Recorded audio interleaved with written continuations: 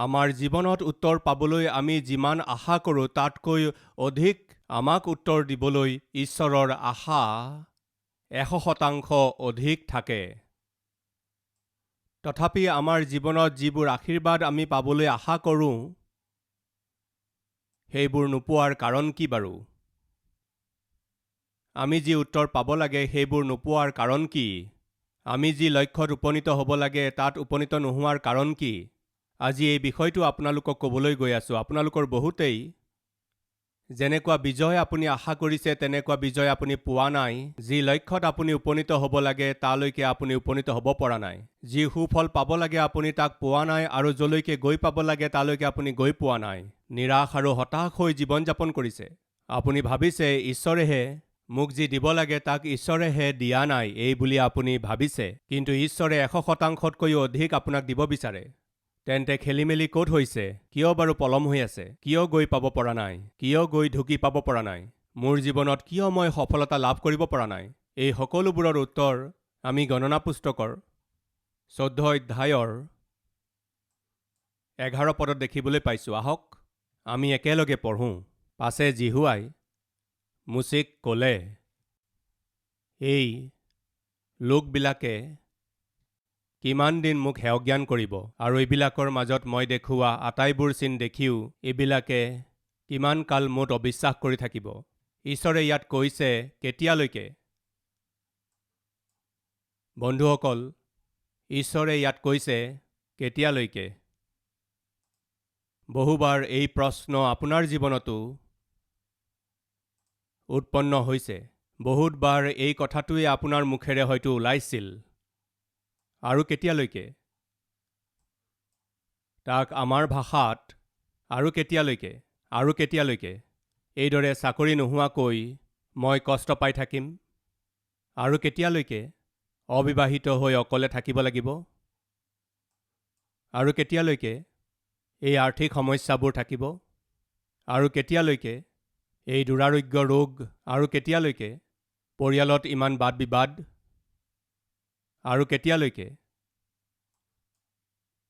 এই নিন্দা আৰু অপমান? এই প্ৰশ্ন আপোনাৰ জীৱনত আহেনে নাহে? এই কথা আপোনাৰ মুখেৰে বাৰে বাৰে ওলাই নে নোলায়? প্ৰমোচন নাপালে এইদৰে কেতিয়ালৈকে? দৰমহা নাবাঢ়িলে এইদৰে কেতিয়ালৈকে? আপোনাৰ সহকৰ্মীয়ে আপোনাক কন্দুৱালে এইদৰে কেতিয়ালৈকে? আপোনাৰ সম্বন্ধীয় লোকে আপোনাক ভুল বুজি আপোনাক দোষী কৰিলে এইদৰে কেতিয়ালৈকে? বহুত পৰিশ্ৰম কৰি বীজ ৰোপণ কৰি ফল নাপালে এইদৰে কেতিয়ালৈকে? আপুনি যিমানেই কষ্ট কৰক, পৰিশ্ৰম কৰক, তাৰ প্ৰতিফল নাপাই জিৰ' লেভেলতে থাকিলে এইদৰে কেতিয়ালৈকে? এইদৰে কেতিয়ালৈকে মোৰ জীৱনত? এই বুলি প্ৰশ্ন আমি সাধাৰণতে কৰোঁ। এই কথাই ঈশ্বৰৰ মুখেৰেও বাৰে বাৰে আহি আছে। এইদৰে কেতিয়ালৈকে? ঈশ্বৰে ইয়াত কৈছে এইদৰে কেতিয়ালৈকে? ঈশ্বৰৰ সমস্যা আৰু আমাৰ সমস্যা বেলেগ বেলেগ। আমাৰ সমস্যা হৈছে আমি যি ভাবিছিলোঁ সেইদৰে কৰিব পৰা নাই। এইদৰে কেতিয়ালৈকে?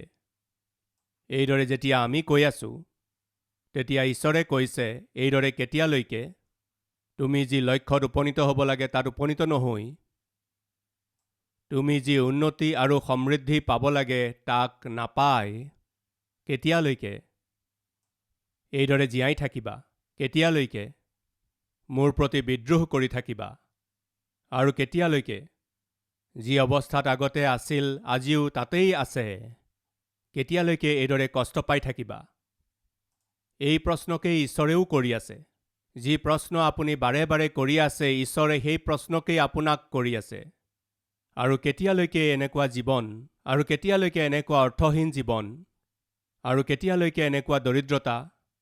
আৰু কেতিয়ালৈকে এনেকুৱা দুৰ্ভগীয়া অৱস্থাত থাকিবা? আৰু কেতিয়ালৈকে এনেকুৱা নিৰাশ আৰু হতাশ স্থিতিত থাকিবা? মই তোমাৰ কাৰণে উত্তম ভৱিষ্যত লুকুৱাই ৰাখিছোঁ। মই তোমাৰ কাৰণে শ্ৰেষ্ঠ জীৱন লুকুৱাই ৰাখিছোঁ। তোমাৰ কাৰণে সকলোবোৰ আশীৰ্বাদ লুকুৱাই ৰাখিছোঁ। সেইবোৰলৈ মন নিদি, সেইবোৰ অনুভৱ নকৰি, সেইবোৰ লাভ নকৰি, সেইবোৰ নোপোৱাকৈ য'ত আপুনি গৈ পাব লাগে তালৈ গৈ নাপায় আৰু কেতিয়ালৈকে এইদৰে কান্দি থাকিব? ঈশ্বৰেও প্ৰশ্ন কৰি আছে। আচলতে কি ঘটনা ঘটিছে? ঈশ্বৰে আজি এইদৰে কিয় কৈ আছে, তুমি কেতিয়ালৈকে এইদৰে কান্দি থাকিবা? আচলতে কি হৈছিল চাওঁ আহকচোন। গণনা পুস্তকৰ 13 অধ্যায় প্ৰথম পদৰ পৰা ঈশ্বৰে কি কৈ আছে চাওঁ আহক। পাছে জিহুৱাই মুচিক ক'লে, মই ইছৰাইলৰ সন্তানবিলাকক যি দেশ দিম, তাক গুপুতে চাবলৈ তুমি কেইজনমান মানুহ পঠোৱা। আপুনি কিবা বুজি পালেনে? মুচি, মই ইছৰাইলৰ সন্তানবিলাকক যিখন দেশ দিম বুলি প্ৰতিজ্ঞা কৰিছিলোঁ, ইছৰাইলৰ লোকসকলৰ কাৰণে যিখন দেশ দিম বুলি প্ৰতিজ্ঞা কৰিছিলোঁ, মুচি, এবাৰ তোমাৰ লোকসকলক গৈ চাই আহিবলৈ কোৱা। মই যিখন দেশ দিবলৈ গৈ আছোঁ সেইখন দেশত গাখীৰ আৰু মৌজোল বয়। যিখন দেশ মই তেওঁলোকক দিবলৈ বিচাৰিছোঁ লুকুৱাই ৰাখিছোঁ, সেই দেশত একোৰেই অভাৱ নাই। সেইখন বৰ ফলৱান দেশ। তোমাৰ লোকসকলক কোৱা যাতে তেওঁলোকে গৈ চাই আহে। এবাৰ গৈ চাই আহিবলৈ কোৱা। এইদৰে ঈশ্বৰে ক'লে। তেতিয়া মুচিয়ে 12টা ফৈদৰ পৰা 12জন প্ৰধান লোকক বাচিলে। চাওঁ আহকচোন। মই ইছৰাইলৰ সন্তানবিলাকক যি দেশ দিম, তাক গুপুতে চাবলৈ তুমি কেইজনমান মানুহ পঠোৱা। তোমালোকে তেওঁবিলাকৰ নিজ নিজ পিতৃবংশৰ এক ফৈদৰ এজন এজন অধ্যক্ষ পঠোৱা। তাতে জিহুৱাৰ আজ্ঞা অনুসাৰে মুচিয়ে পাৰন অৰণ্যৰ পৰা তেওঁবিলাকক পঠালে। তেওঁবিলাক আটাইবিলাক ইছৰাইলৰ সন্তানবিলাকৰ মূল মানুহ আছিল। তেওঁবিলাকৰ নাম এই: ৰুবেন ফৈদৰ মাজৰ জক্কুৰৰ পুত্ৰ চম্মুৱা, চিমিউন ফৈদৰ মাজৰ হুৰিৰ পুত্ৰ চাফট, জিহুদা ফৈদৰ মাজৰ জিফুন্নিৰ পুত্ৰ কালেব, ইছাখৰ ফৈদৰ মাজৰ যোচেফৰ পুত্ৰ জিগাল, ইফ্ৰাইম ফৈদৰ মাজৰ নুনৰ পুত্ৰ হুছেয়া, বিন্যামিন ফৈদৰ মাজৰ ৰাফুৰ পুত্ৰ পলটি, জবুলুন ফৈদৰ মাজৰ চুদ্দিৰ পুত্ৰ গদ্দিয়েল, যোচেফ ফৈদৰ অৰ্থাৎ মনচি ফৈদৰ মাজৰ চুচিৰ পুত্ৰ গদ্দি, দান ফৈদৰ মাজৰ গম্মলিৰ পুত্ৰ আম্মিয়েল, আছেৰ ফৈদৰ মাজৰ মিখায়েলৰ পুত্ৰ চথুৰ, নপতালি ফৈদৰ মাজৰ বফচিৰ পুত্ৰ নহবী, গাদ ফৈদৰ মাজৰ মাখিৰ পুত্ৰ গোৱেল। এই নামৰ লোকবিলাকক মুচিয়ে গুপুতে দেশ চাবলৈ পঠালে। মুচিয়ে নুনৰ পুত্ৰ হুছেয়াৰ নাম জিহুচুৱা ৰাখিলে। নাজানো কিয় জিহুচুৱাক দেখা পাই তেওঁৰ নাম সলনি কৰিবলৈ মুচিৰ মন গ'ল। জিহুচুৱাৰ আচল নাম হুছেয়া আছিল। হুছেয়া নামটোৰ অৰ্থ জানেনে বাৰু? উদ্ধাৰকৰ্তা। যীচু, হোছেয়া বুলি কোৱা নাম আৰু যীচু দুয়োটা নাম একেই। আৰু জিহুচুৱা নামৰ অৰ্থ জিহুৱাই, ৰক্ষক, সহায়ক, এয়াই অৰ্থ। এতিয়া জিহুচুৱা আৰু কালেবে বাকী 10জনৰ লগত একেলগে ঈশ্বৰে প্ৰতিজ্ঞা কৰা দেশখনত সোমোৱাৰ আগতে আচলতে সেই দেশ কেনেকুৱা, তাত কেনেকুৱা খেতি বাতি হয়, এবাৰ লোকসকলক তালৈ পঠোৱা। ঈশ্বৰে এবাৰ এইদৰে কওঁতে তেওঁলোক তালৈ গ'ল। গৈ মুচিয়ে কৈছিল, তোমালোকে ঘূৰি আহোঁতে তাৰ খেতি বাতি কেনেকুৱা, চেম্পল হিচাপে কিছুমান ফল লৈ আহিবা আৰু অলপ শাক পাচলি আনিবা, এই বুলি কৈছিল। তেতিয়া তেওঁলোক গ'ল আৰু লৈ আহিছিল। 22 পদ। তেওঁবিলাক দক্ষিণ অঞ্চলেদি গৈ হিব্ৰোনলৈকে উঠিল। সেই ঠাইতে অহিমন, চেচয় আৰু তলময় এই 3জন অনাকৰ সন্তান আছিল। মিছৰ দেশত থকা চুৱন নগৰ স্থাপন কৰাৰ 7 বছৰ আগেয়ে হিব্ৰোন স্থাপন কৰা হ'ল। পাছে তেওঁবিলাকে স্কুল উপত্যকালৈ আহি সেই ঠাইতে এথোপা দ্ৰাক্ষাফল থকা দ্ৰাক্ষালতাৰ এটা ডাল কাটি কাণ মাৰি লগাই দুজনে হাঙি কৰি ল'লে। আৰু কিছুমান ডালিম আৰু ডিমৰু ফলো লগত ল'লে। সেই ঠাইতে এথোপা দ্ৰাক্ষাফল থকা দ্ৰাক্ষালতাৰ এটা ডাল কাটি কাণ মাৰি লগাই কেইজনে দাঙিলে? দ্ৰাক্ষাফলৰ ডালটো হাঙি কৰি কেইজনে দাঙিলে? 2জনে দাঙিব লগা হৈছিল। ইয়াৰ অৰ্থ কি জানেনে? ইমানেই ফলৱান স্থান আছিল সেইখন। ইমানেই নহয়, তাৰ পৰা ডালিম আৰু ডিমৰু ফল তেওঁলোকক যি লাগে ছিঙি আনিছিল। ইমানেই সুন্দৰ স্থান আছিল সেইখন। ঠিক আছে। 25 পদ। 40 দিনৰ পাছত তেওঁবিলাকে দেশ চাই উলটি আহিল। আহি 27 পদ ৰিপৰ্ট দিছে। তেওঁবিলাকে মুচিৰ ওচৰলৈ আহি এই বুলি বৰ্ণনা কৰিলে, আপুনি যি দেশলৈ আমাক পঠাইছিল আমি সেই দেশলৈ গৈছিলোঁ। সঁচাকৈ সেই দেশ গাখীৰ মৌজোল বৈ থকা দেশ।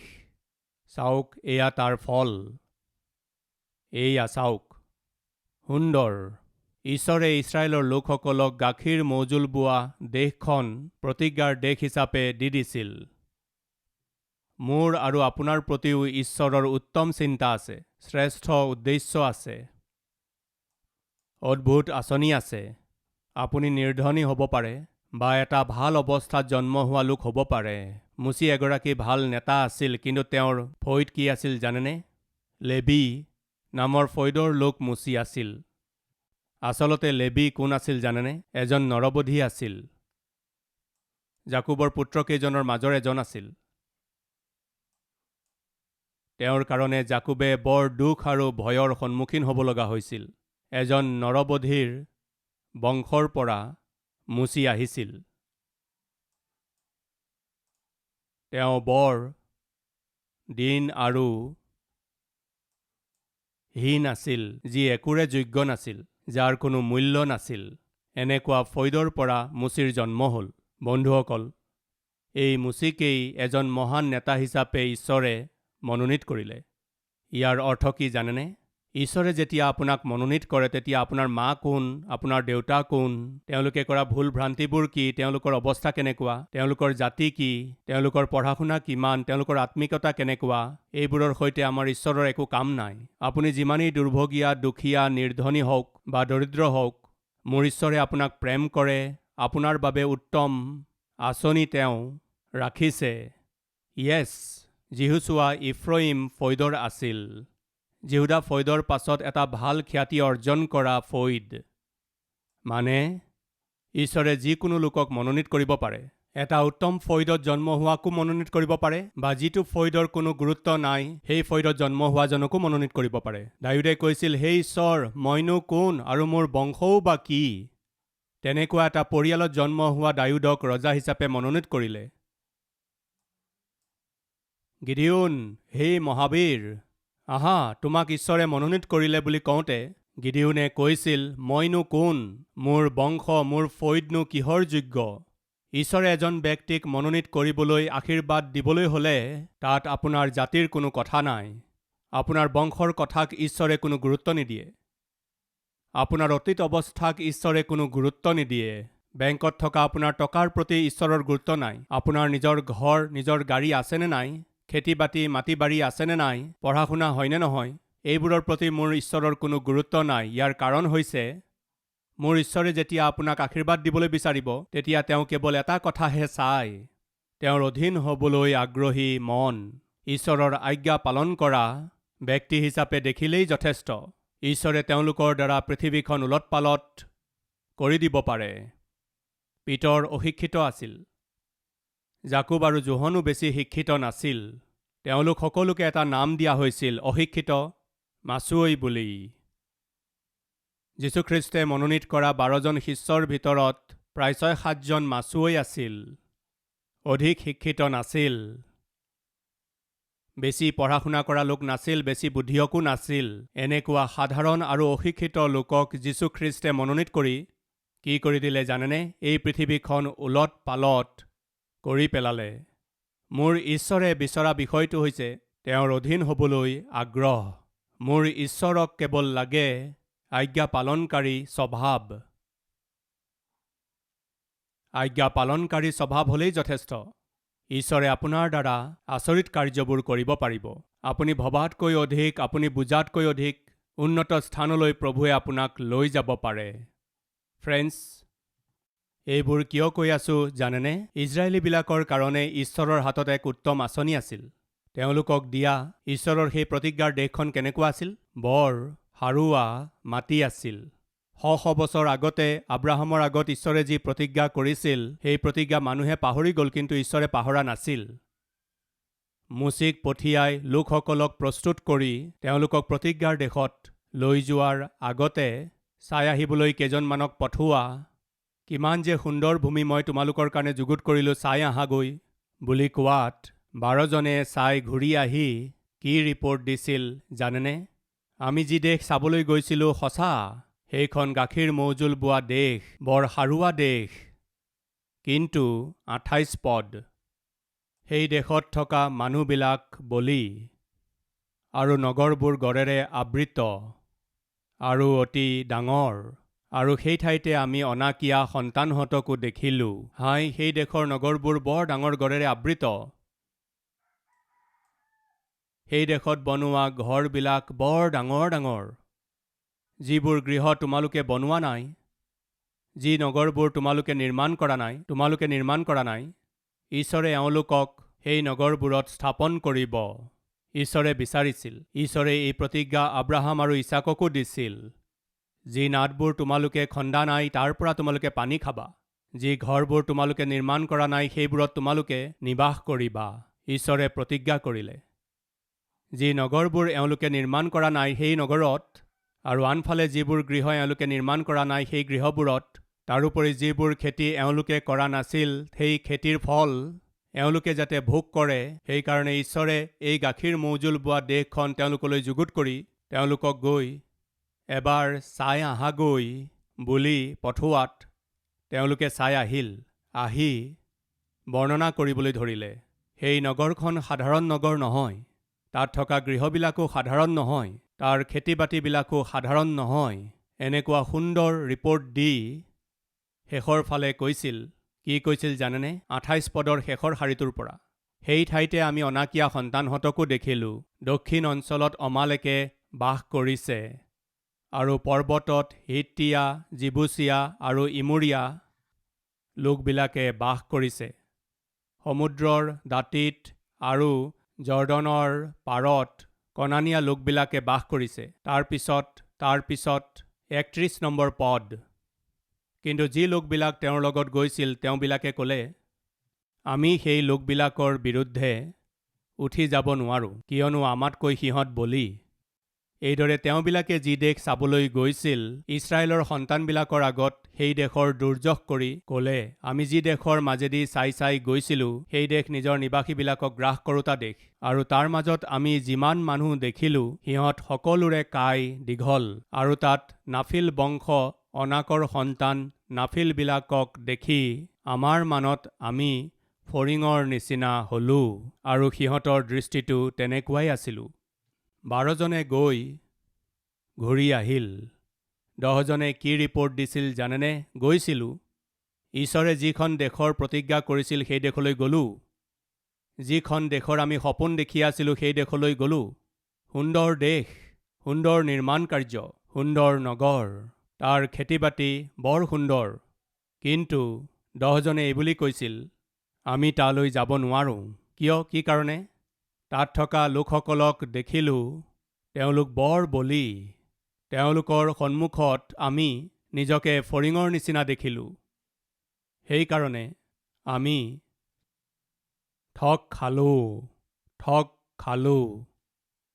প্ৰতিজ্ঞাৰ দেশত খোজ দিম, গাখীৰ মৌজোল বোৱা দেশখন আমি দেখিম। এই মুচিয়ে আমাক কওঁতে আমি ভৰসা কৰি, আমি বিশ্বাস কৰি ইয়ালৈকে আহিলোঁ। কিন্তু এতিয়া আমি নিজেই তালৈ গৈ কি দেখিলোঁ জানেনে? আমি তাত ভৰি দিব নোৱাৰোঁ। তাত থকা লোকবিলাক আমাতকৈ বলি, আমাৰ হৈ গ'ল আৰু। এইবুলি তেওঁবিলাকে ৰিপৰ্ট দিলে। 13 অধ্যায়ৰ 1ম পদৰ পৰা। আচলতে ঈশ্বৰে তেওঁলোকক কি কৈছিল আৰু এওঁলোকে কি কৈ আছে অলপ তুলনা কৰি চাওঁ আহকচোন। পাছে জিহুৱাই মুচিক ক'লে, মই ইছৰাইলৰ সন্তানবিলাকক যি দেশ দিম তাক গুপুতে চাবলৈ তুমি কেইজনমান মানুহ পঠোৱা। তুমি কেইজনমানক পঠোৱা। কি ক'লে? যিখন দেশ মই দিম, যিখন দেশ দি আছোঁ, কনান দেশখন মই দি আছোঁ,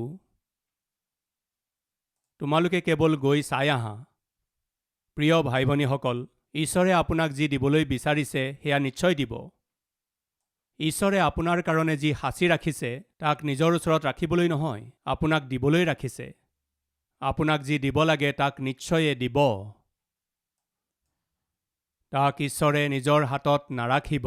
তাক দিলে আপুনি আনন্দিত হ'ব। আপোনাক যি দিব লাগে ঈশ্বৰে তাক দিব বিচাৰে। কিন্তু সমস্যাটো হৈছে গ্ৰহণ কৰিবলৈ আপোনাত বিশ্বাস নাই। গ্ৰহণ কৰিবলৈ আপোনাত ঈশ্বৰৰ ওপৰত ভৰসা কৰাৰ মন নাই। তেওঁলোক একেবাৰে ওচৰ পাইছিলহি। 12জনে গৈ সেই প্ৰতিজ্ঞাৰ দেশখন চাই ঘূৰি আহিল। প্ৰিয়সকল, আহি কৈছিল, আমাৰ হৈ গ'ল আৰু আমি ঠগ খালোঁ। তেওঁলোকে কৈছিল, আমি মিছৰ দেশ এৰি এই মুচিৰ কথা মানি আমি ইয়ালৈকে আহিলোঁ, কিন্তু ইয়ালৈ অহাৰ পিছত আমি দেখিলোঁ যে আমি সেই দেশত ভৰি দিব নোৱাৰোঁ। আমি সেই দেশৰ লোকবিলাকক হৰুৱাব নোৱাৰোঁ। আমাৰ সকলো শেষ হৈ গ'ল। এনেকুৱা ভুল ৰিপৰ্ট দিলে। এতিয়া লোকসকলৰ কেনেকুৱা প্ৰতিক্ৰিয়া আছিল চাওঁ আহকচোন। 14 অধ্যায়ৰ 1ম পদৰ পৰা। পাছে গোটেই মণ্ডলীয়ে বৰকৈ এৰাও কৰিলে। সেই ৰাতি লোকবিলাকে কান্দিলে।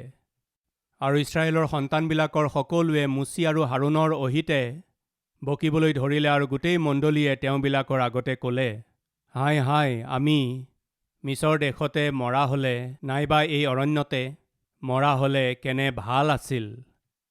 জিহুৱাই আমাক তৰোৱালৰ ধাৰত পেলাবলৈ আৰু আমাৰ ল'ৰা তিৰোতাবোৰক লুট কৰাবলৈ এই দেশলৈ আমাক কিয় আনিছে? মিছৰ দেশলৈ উলটি যোৱা জানো আমাৰ ভাল নহয়?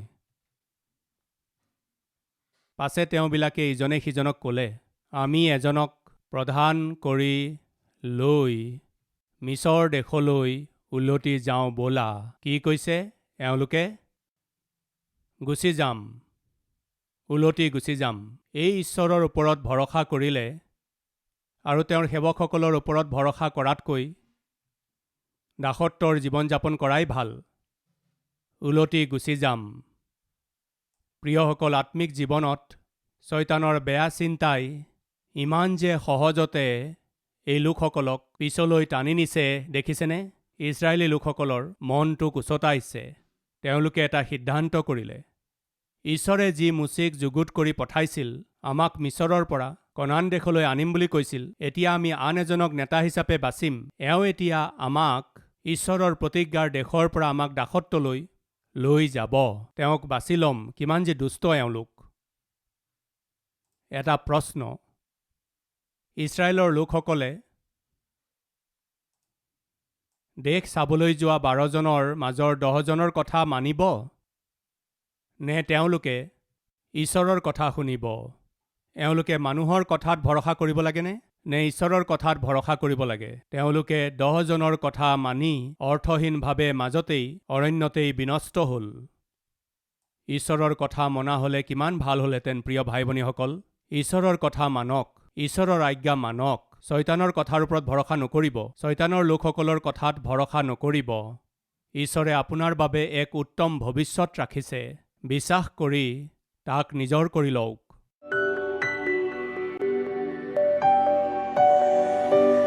পবিত্ৰ পিতৃ ঈশ্বৰ, আপুনি ক'লে, মই যি প্ৰতিজ্ঞাৰ দেশ দিম তাক চাই আনন্দিত হোৱা। এই বুলি কৈ আপুনি কিমান যে আনন্দিত হৈছিল চাগৈ। কিন্তু তেওঁলোকে তালৈ গৈ তাত থকা লোকসকলক দেখি তেওঁলোকৰ সন্দেহ হ'ল। আপোনাতকৈও তেওঁলোক শক্তিশালী এই বুলি ভাবি পিছুৱাই যোৱাৰ কথা চিন্তা কৰি আপোনাৰ খং উঠালে। অৰণ্যতে বিনষ্ট হ'ল। কিন্তু পিতৃ যিহুছোৱা আৰু কালেব, যাৰ চকু মুকলি আছিল, আপোনাৰ ইচ্ছাক জানিছিল, আপোনাৰ পক্ষত থিয় দিছিল, সেইকাৰণেই অবাধ্যসকলটো অৰণ্যতে বিনষ্ট হ'ল। কিন্তু বাধ্যসকলে খোজ দি আগবাঢ়ি প্ৰতিজ্ঞাৰ দেশত প্ৰৱেশ কৰিবলৈ পালে। পিতৃ, আজিৰ এই দিনত আমাক আগবাঢ়ি যোৱা আত্মিক ব্যক্তি কৰি তোলক। শয়তানৰ শৰীৰৰ সংসাৰৰ আগত শিৰনত নকৰি, অধীন নহৈ, আপোনাৰ অধীন হৈ, আপোনাৰ ইচ্ছাৰ অধীন হৈ, আপোনাৰ প্ৰতি দৃঢ় বিশ্বাসেৰে সৈতে আগবাঢ়ি গৈ বিজয় লাভ কৰি জয়যুক্ত জীৱন আমি যাপন কৰি যি লক্ষ্যত আমি উপনীত হ'ব লাগে গৈ পাই আপোনালৈ মহিমা অনা আত্মিক লোক হিচাপে আমাক গঢ়ি তোলক পিতৃ, যীশুখ্ৰীষ্টৰ নামত মাগিছোঁ, আমেন।